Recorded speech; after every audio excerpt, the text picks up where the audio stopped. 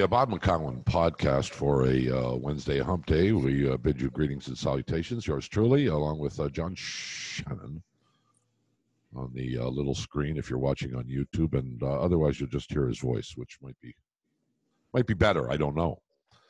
What do you mean you don't? What do you mean you don't know? Well, they might rather just listen to you than have to watch you or look at you. You know.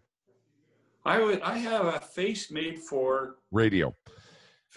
Joining us to chat a little bit is the general manager of the Toronto Blue Jays, Ross Atkins, is with us. You look beautiful, Atkins. How are you? How's your off season now that it's like 12 hours old technically? Yeah, full steam ahead. Good to see you guys. Thanks for having me on, Bob and John. It's a sunny day here in Toronto. Yeah. Well, I know you watched this World Series and paid attention to what went on, and the subject of today, as you well know, is the decision to take Blake Snell out. And I'm not here for you to question, Tampa's decision. It took you a minute. It took you a minute to get to it. There's no point screwing around, John. Life is short. I don't know that I'm going to be able to finish this podcast, and you may not either. We're more confident about Ross. Ross is gonna host it by himself then. I mean, well, and he could do a fine job, I'm quite sure. Having said that, I mean, look, I don't want to get you. I don't want you to put you in a tough position here, but this whole philosophy of the way starting pitchers are used contradicts everything that I grew up with, John grew up with, and I'm guessing, even though that you're a few years younger than us, you didn't grow up with this thought.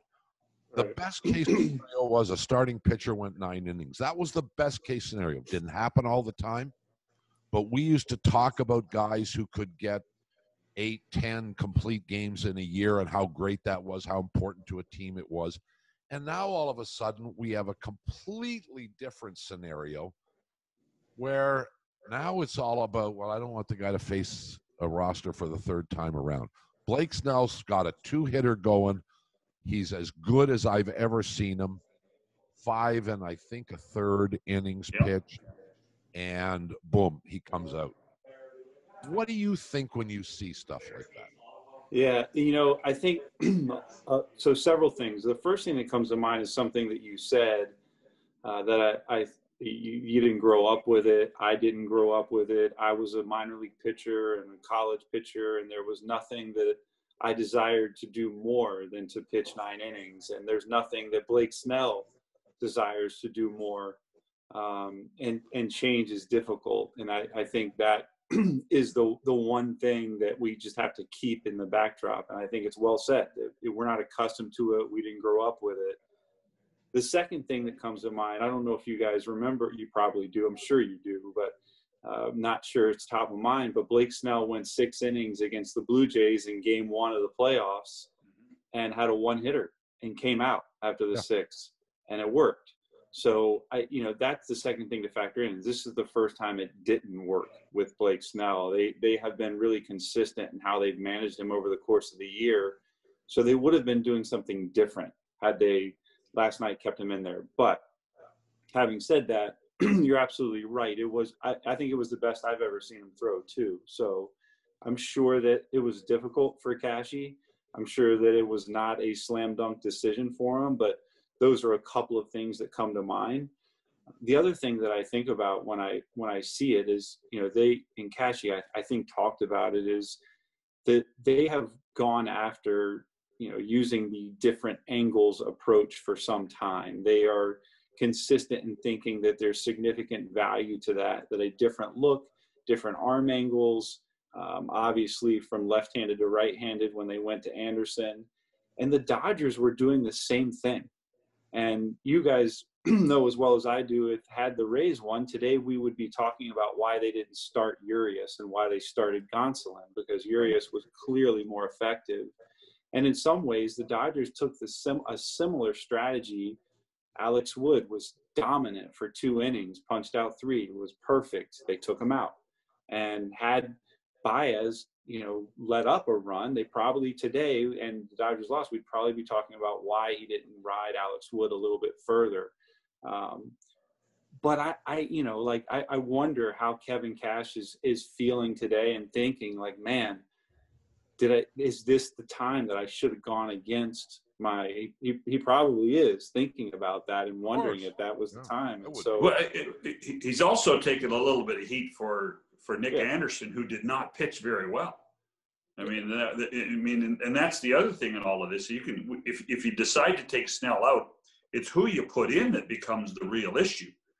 I think there's a lot of people saying, why didn't they put Castillo in, who would probably, pitch, the hitters would probably put the ball on the ground more than they would put it in the air.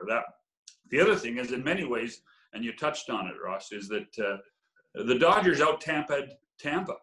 And when you think about how many pitchers they went through and when they did it and the timing, and Dave Roberts has been criticized for a long time about his inability to make that judgment, and he did it right last night. Yeah, John, it was right-handed, left-handed for the Dodgers. Who they use, Nick Anderson has obviously been one of the most, if not the most. He's been extremely effective all year. It's hard not to go with a guy who's been that dominant. Castillo doesn't have the command that Anderson has, so he's probably thinking about that somewhat. But it's so interesting. Like one of the things that I struggle with that in the conversation about analytics in baseball, I get accused of being an overly analytical executive. I'm a former minor league baseball player. To me, it's not about analytics, new school, old school. It's about a great game we all love. We're all trying to do the same thing. We're all trying to win, and we're trying to beat other organizations with decision making. And there is a learning curve with everything. And it's not, to me, about new school and old school. It's about being open-minded and doing everything you can to win. And sometimes that's going to be uncomfortable for teams, for executives, for managers, as we try new things, and just sticking to your guns and doing what you've always done and dancing with the lady that got you there is not necessarily the only way to go. It's not. There's different ways to win, and there's not one way to do it. I don't think that analytics is the way to go, and I don't think that just sticking with what got you there is the way to go. It's having incredible insight and information to help you make the best decisions on any given day. And both of those managers, Dave Roberts and Kevin Cash, have been very effective over their entire careers at doing that. Well, I don't dispute any of that. The other issue that comes into play here, though, Ross, is how many of these decisions are made before games start. Yeah. That they aren't instinctive, that it isn't an eye test. Because we, again, grew up, in an eye test society where we watched a game unfold. We watched a pitcher perform. And conceptually, we thought that we can identify, as observers, we can identify when a guy has it, doesn't have it, when he needs to come, a lot of those things. That's the other part of this equation that I'm struggling. Yes. No, I think that is absolutely, I could not agree more. And that's how managers separate themselves. That if we ever stop, using the information that is in front of us and how effective they are, how effective they're not, is their arm slot dropping? What is the look in their eye? How much confidence do they currently have? If we ever stop using that information, we're in trouble. That's difference making. And I'm speaking for the Toronto Blue Jays. I think you absolutely have to factor that in. And to your question of how much of it is predetermined, I can only speak for the Toronto Blue Jays. None of it is predetermined. It is discussed and talked about different strategies that could occur, just like anything else. Like if you're mapping out any series of decisions that you're going to be making, if you know what could occur, and if you thought about it at least once or twice and think about what your alternatives are based on the information, you're probably going to have a better outcome if you think about those alternatives prior. The one name comes up. I mean, there's dozens, maybe hundreds of names come up. But let me throw one at you. If Roger Clemens pitched in today's era and you judged him as quickly as pitchers are judged now, how many times would Roger Clemens never have made it through the first inning? because you remember Clemens bugaboo was always the first inning or two. There were many times he'd give up 2 or 3 runs in the first inning and then be lights out and throw a complete game. Yeah, Blake Snell's that way. Blake Snell, if he gets through the first, he's going to be pretty good. But I think it's less about the first inning. Roger Clemens is, there's still pitchers that are going 9 innings and not as many, but there are pitchers that are pitching very deep into games. Verlander, Garrett Cole, these guys that are of the Roger Clemens talent level. And I think the question is, could Blake Snell be doing that? That's the question. I don't know. I don't know if Blake Snell is as good as Roger Clemens. And I'm not suggesting that at all. You understand that. It's just the guy threw 70-something pitches last night. Even in a shortened season, even with all that's gone on, there was more gas in that tank, and they just decided to go a different direction. It wasn't because he was tired. It wasn't because he was losing anything. And not only that, it was who he was going to face. I mean, he had been lights out against the top of the Dodger lineup, 6 strikeouts. And I mean, I even during the game when Betts got to first base, I think he turned to the first base coach and said, "I'm shocked that I didn't face Snell." And then he almost said it post game as well. That to me was the taking Snell out when they did is one thing. Who they had to face the next time around, to me, was the other fascination, because Snell had been so effective against that part of the lineup. Yeah. I would just be saying a lot of the same things. Like I can't argue with anything you guys are saying, and it's a great. That's why one of the many reasons that we love baseball. It's magic. That's the magic part about it. It's of all the sports, it creates more discussion because of this type of stuff. And on that topic, any solace for you that the team that you lost to in the postseason got to the World Series? I mean, I wouldn't say that it didn't enter my mind. It's nice to see that they're a very good team, the team that beat us in the first round, and that they were, built to be in the World Series. But really we're more focused on just the Blue Jays and how we can improve and how we take that next step.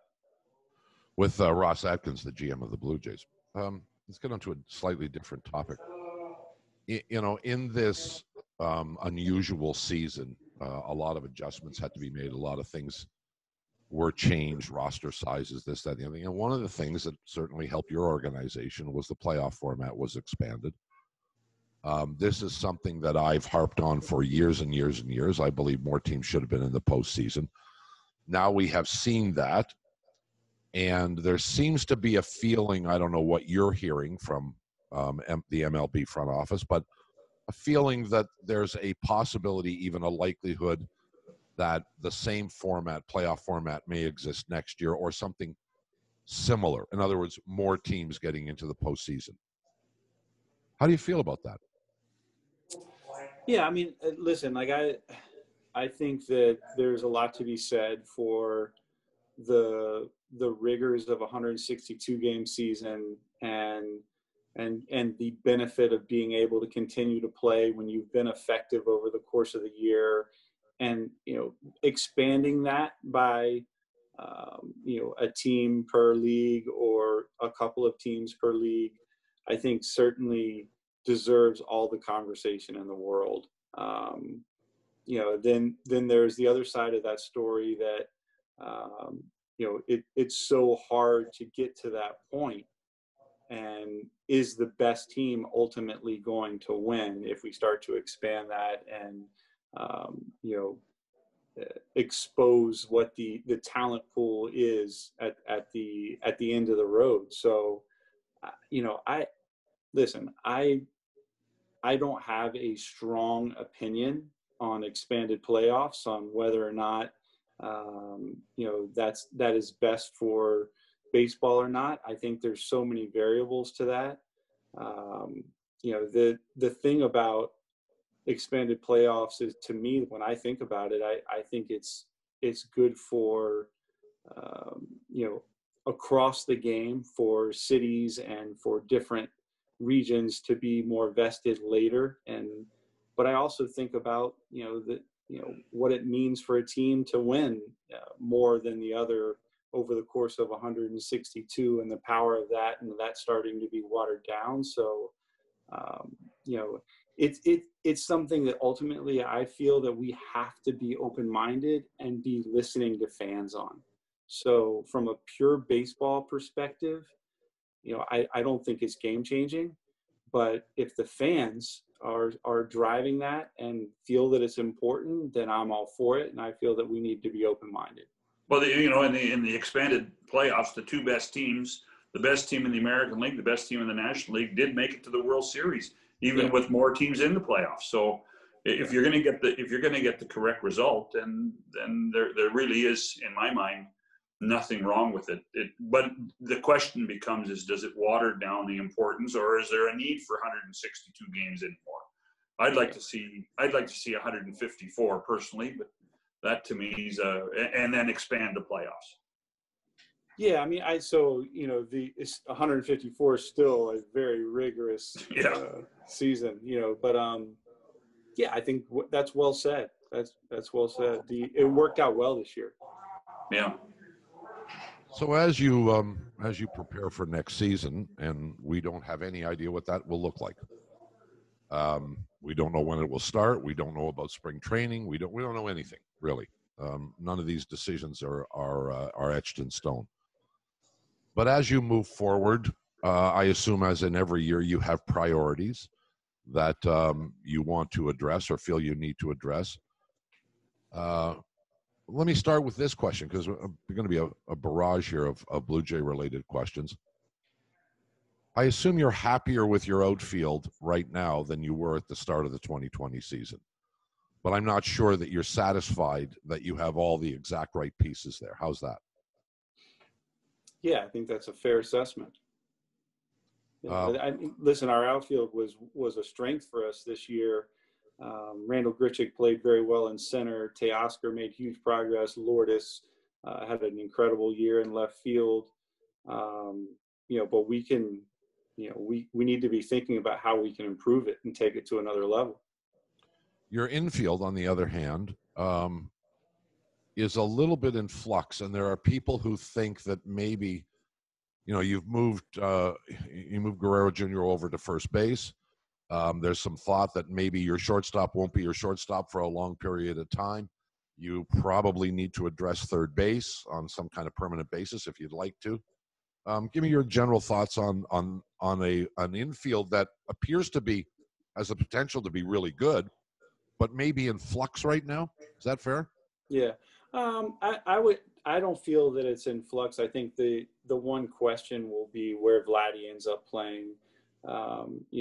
Obviously it's more likely that he'll be at first base, but we haven't closed the door completely on third base, depending on how his offseason goes. And maybe it could be just for short stints or certain periods of time that he could play there. But the confidence that we have in Bo to be an everyday shortstop is very high. Recency bias is a very powerful thing, and he didn't, his last several games, he wasn't at his best at shortstop. And I think a lot of people are focused on that. We are not. The body of work for Bo at shortstop, how much better he's gotten over the years and will get. He doesn't rest at, what he doesn't take today as what will be. He is constantly thinking about how he can get better. And there's no doubt in my mind that he can be a long-term shortstop for the Toronto Blue Jays. So that Kevin Biggio has made such incredible progress at second base, have an immense amount of confidence in him. And here's the thing about infielders. Defensive players in general, they get better. Young players, when they first come to the big leagues, the one thing that really improves is defense. You look across the game at the shortstops in the World Series, Adames and Seager, they weren't the defenders that they are today. They have gotten so much better as defenders. And, that the timing of the execution of plays, the lighting on fields, the the different views that they have. Obviously, the speed and the pace at which the ball is hit and is moving, the speed of the runners, the surfaces are different. The amount of information that they have access to is very different, and how that they can use it and deploy it. So defenders get better. There is no doubt across my entire career, I've always seen that. And I've already seen it happen with Bo and Cavan from their time in AA to the time that they are now. Vladdy's going to improve as a first baseman. Rowdy Tellez has shown huge strides at first base, and feel very good about him over there. We feel good about Cavan playing third and how much better he's gotten. So, we'll look to fortify that infield, but feel like there's several ways to get better, and it's not just via acquiring other players. Have your expectations of Guerrero changed, Ross? No, John. They are still very high. The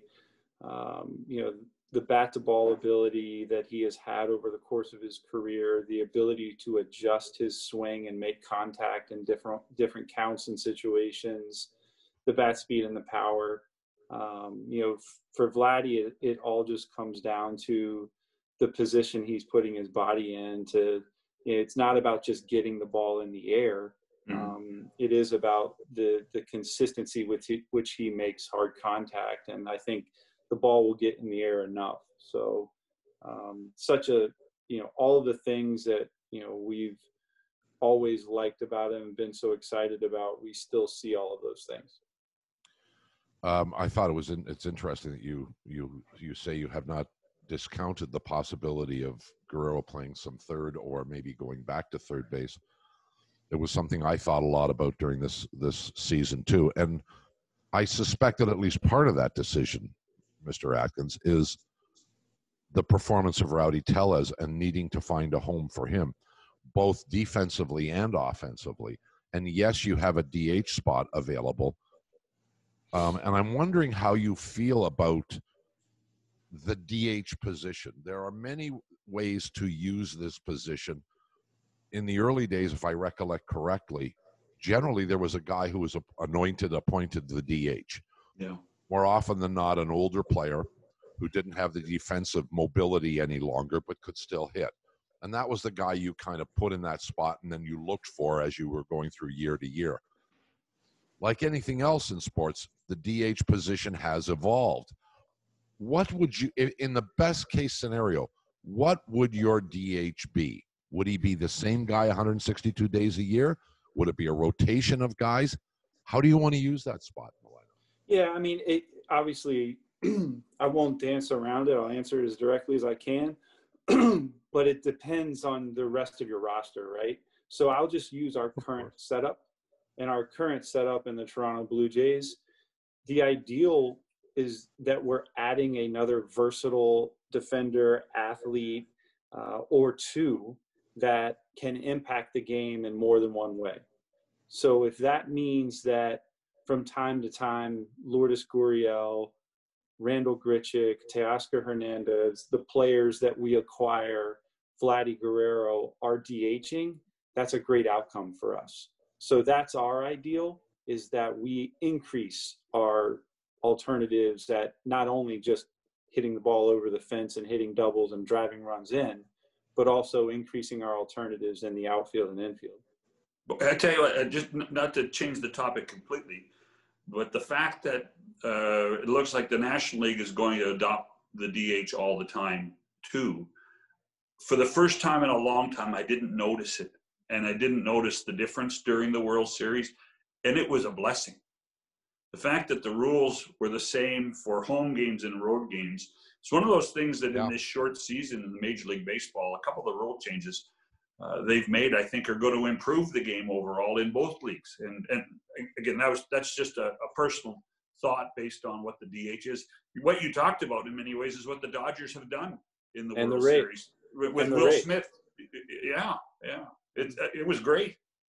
Yeah, the Rays and the Dodgers roster, I mean, you look at the guys they had on their bench, and they're in many cases, everyday players that are just, and who they're DHing could be either catching, or they could be playing center field, or they could be.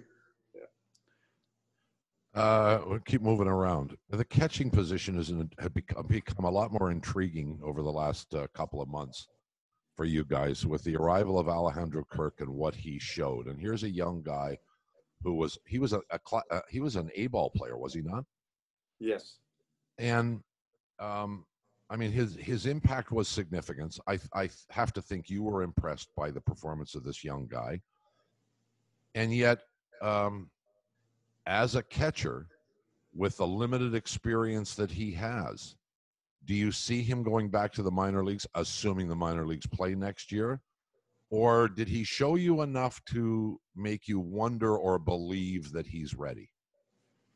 Yeah, so first, Alejandro has been very impressive, and it is interesting. This was such a different year. So he had only played statistically in A-ball and never been, above that. But our alternate site we viewed it as comparable to a hybrid of AA and AAA, and they were playing games on a very regular basis daily. And he was competing against what we thought was comparable to AAA Major League pitching. And then he was also catching AAA and Major League pitching while he was there. And we had, because of the control we had over the environment and what could happen in a game, we could do creative things to help him with his development and help him be more prepared for what it may be like to catch Matt Shoemaker in the big leagues, and how he would be thinking about setting up the Rays lineup, how he would be thinking about setting up playing against the Yankees, and working through all of those things before he got there. Then we brought him to the big leagues for a week to work through them more specifically while he could watch those games. And those are things you can't always do. We were able to do them this year. So I think really it comes down to Alejandro has battled his weight his whole life, and he is very open about it. He is very honest about it. And it really comes down to, can he put himself in a position to catch every day, or at least every other, and still DH from time to time, back to the DH discussion. Mm-hmm. But can he put himself in a position where, he and we feel good about 154 or 162, whatever that number of games is going to be over the course of the year. If not, then he'll most likely be better served, and we will be better served if he's still continuing to work towards that goal in the minor league. So you got him on a dietary regime then, or you're working with him? Yeah, we've always have. He's always worked hard at it, and we'll continue to do that. We are, he's been awesome. He really is. He is a very, very mature 21-year-old, and he's embracing the challenge, and he's aware of it. Everybody's different, and yeah, he's easy to pull for, and we absolutely have a process for him in that area. Do you subscribe to the theory that the learning curve for a catcher can be a more strenuous, more lengthy one?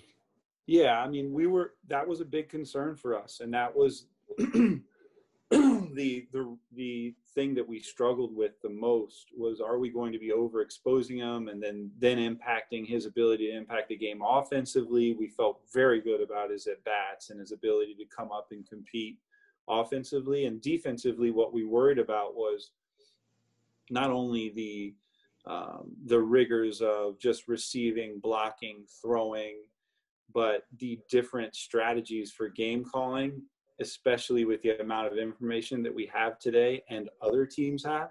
Mm-hmm. The importance of knowing all the tendencies, how players adjust, how players adapt, how guys are trying to get signs from second base and relay them to the hitters from second base, the different sign sequences that pitchers have for every hitter, for every pitcher. There's a different sign sequence that each catcher needs to remember. So we worried about all of the demands on that, and that's why we went through that process at the alt site and then brought him here. And he just kept checking every box and showing that he was going to be able to handle it when we worked through it in a in a more mock setting. So I do agree that it is more demanding, and he showed us that he had the mental and physical ability to handle it in a short stint. How close are you to knowing what your 5-man rotation is? Although Bob wants a 4-man rotation, make note of that right now, but how close are you to having your 5-man rotation? Well, especially now that they're only going to throw 20 or 30 pitches a night. I think you could probably have a 1-man rotation. But go ahead, Atkins. You explain the situation. Ross has come out of retirement. Ross has come out of retirement to pitch. I mean, listen, we need to add to our pitching. We feel like we have a great starting point with Yunshin Ryu.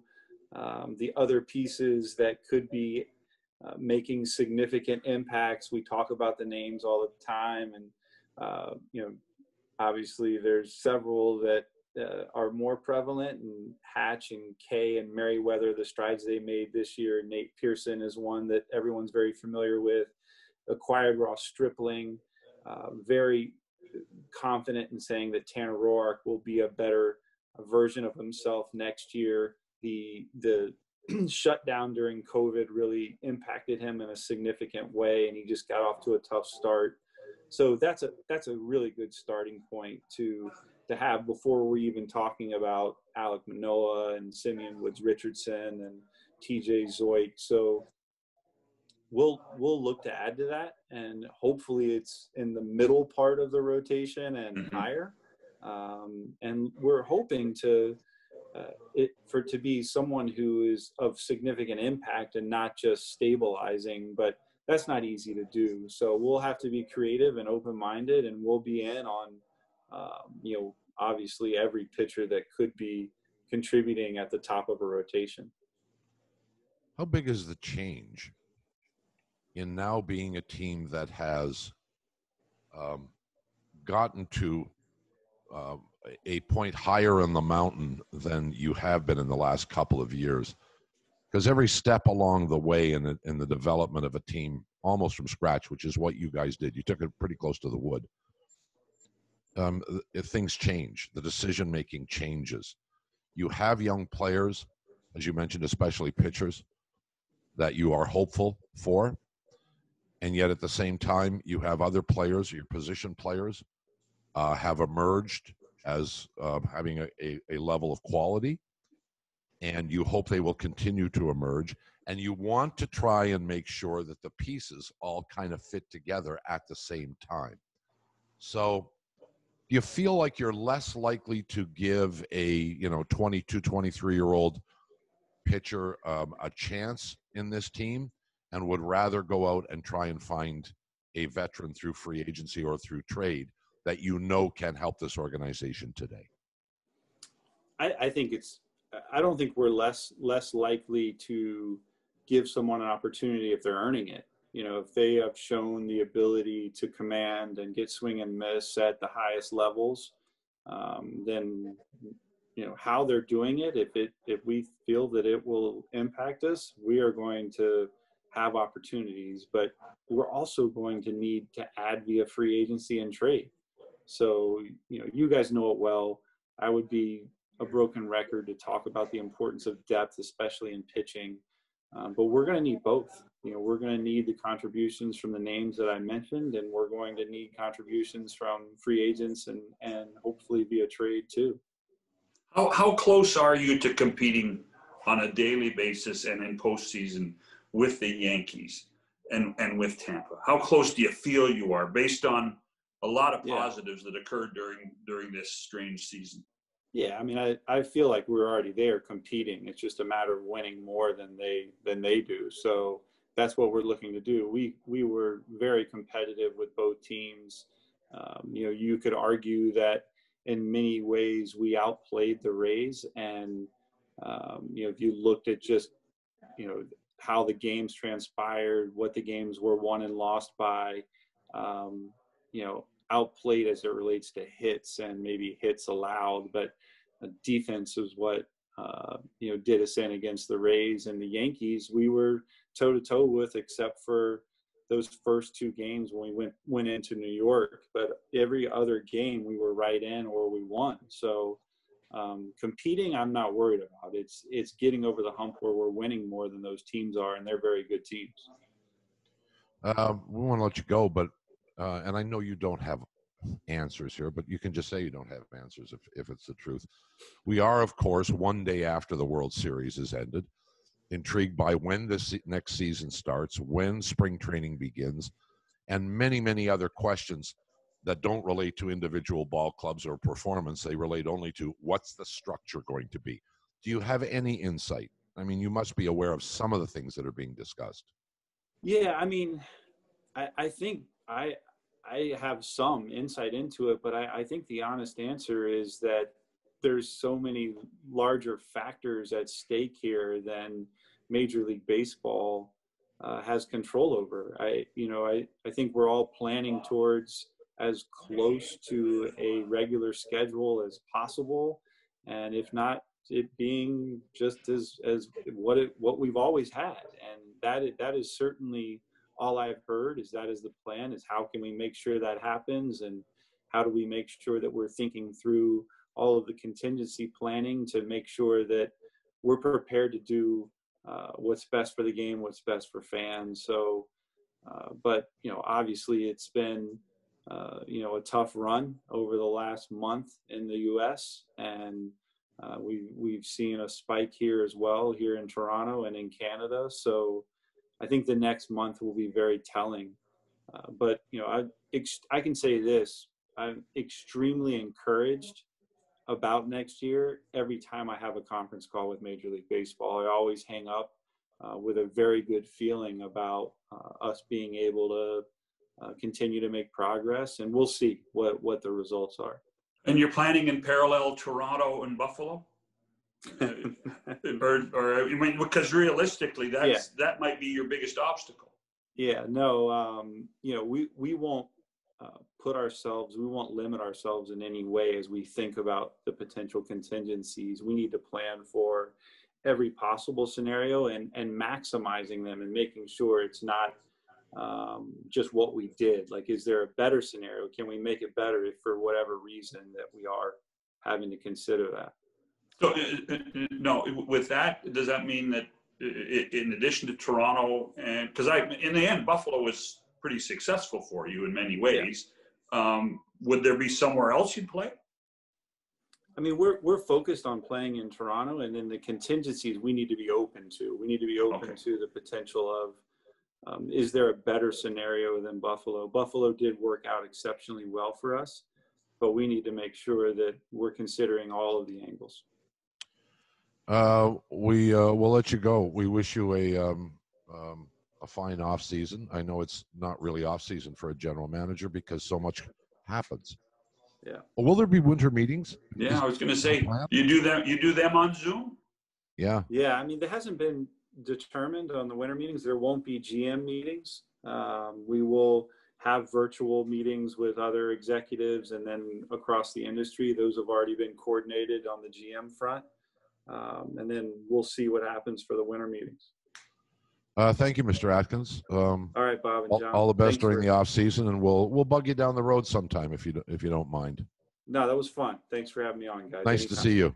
The general manager of the Toronto Blue Jays, Ross Atkins, for John Shannon, Bob McCown.